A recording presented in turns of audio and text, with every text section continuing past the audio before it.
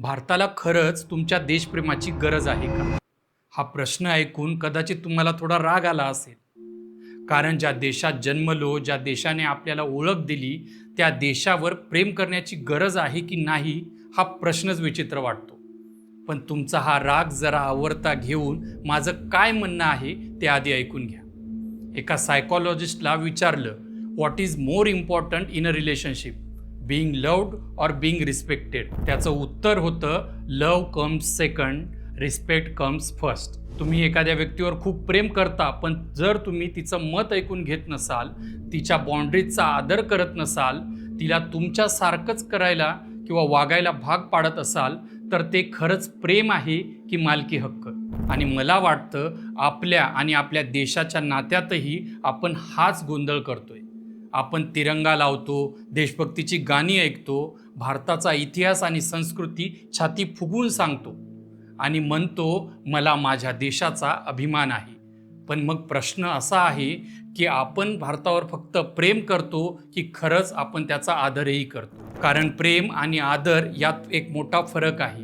प्रेमात कधी कधी आपण आपल्या माणसाच्या चुका दुर्लक्षित करतो, पण जिथे आदर असतो तिथे आपण त्यांच्या चुकांकडे कानाडोळा करत नाही आणि म्हणतो तू थोडा यापेक्षा चांगला होऊ शकतोस. म्हणून देशावर प्रेम करणारा कदाचित म्हणेल माझा देश महान आहे, पण देशाचा आदर करणारा विचारेल माझ्या देशात आज काय चुकीचं आहे आणि ते कसं सुधारू शकतो. आपल्या देशात अजूनही कोणाला त्याच्या धर्मामुळे जेवण नाकारलं जातंय का? जात बघून माणसाची किंमत ठरवली जाते का?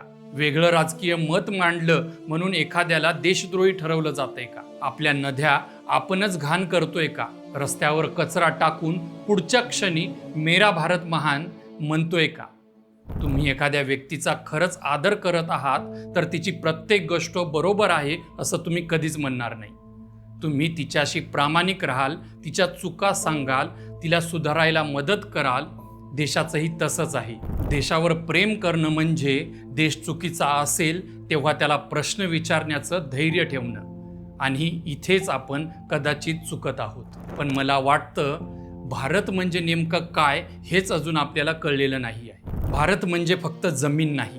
भारत म्हणजे तुम्ही, मी, आपल्या शेजारी राहणारा माणूस, तुमच्यापेक्षा वेगळ्या जाती धर्माचा माणूस, वेगळी भाषा बोलणारा माणूस, तुमच्यापेक्षा अगदी विरुद्ध राजकीय मत असणारा माणूस. म्हणून जर आपण भारतावर प्रेम करतो असं म्हणत असू पण भारतातल्या माणसाचाच आदर करत नसू तर कदाचित आपण देशावर नाही तर देशाच्या कल्पनेवर प्रेम करतोय.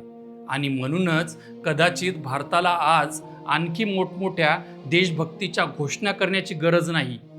भारताला गरज आहे एकमेकांचा आदर करणाऱ्या नागरिकांची. कारण देशभक्तीचा सर्वात मोठा पुरावा म्हणजे तुम्ही दिलेल्या मोठमोठ्या घोषणांमध्ये नाही तर ते तुमच्या कृतींमध्ये आहे. तुम्ही कचरा कुठे टाकता, तुम्ही रांगेत कसे उभे राहता, तुमच्यापेक्षा वेगळ्या माणसाशी कसे वागता, तुम्ही तुमच्या देशाच्या चुका कशा स्वीकारता, तिथे तुमची देशभक्ती दिसते. खरं प्रेम आंधळं असू शकतं, पण जिथे आदर दिला जातो तिथे नेहमीच डोळे उघडे ठेवावे लागतात.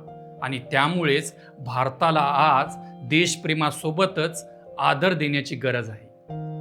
तुम्हा सर्वांना स्वातंत्र्य दिनाच्या खूप खूप शुभेच्छा.